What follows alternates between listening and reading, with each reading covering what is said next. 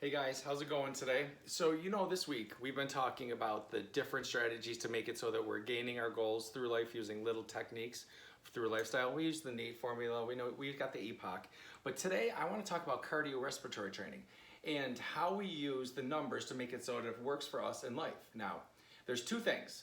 You have the maximal heart rate and you have your target heart rate. How do you find these? And how do you make it so you're working in that aerobic zone?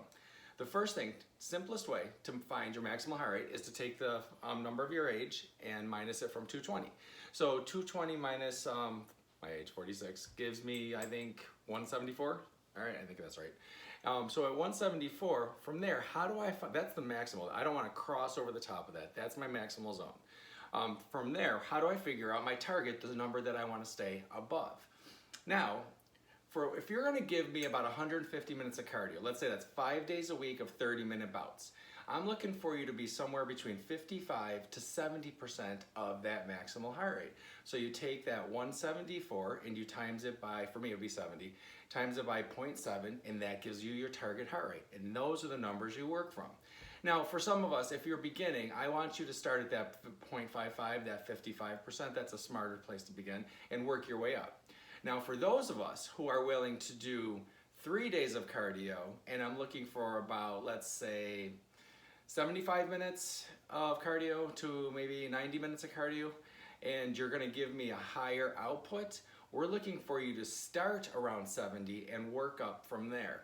Generally, we say, let's start at 60 and work up through 70, 75.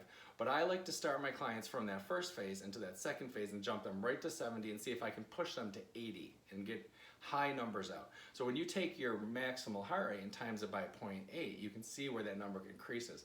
And that's the number you're shooting for during your cardio bouts. So this is what we call cardiorespiratory training.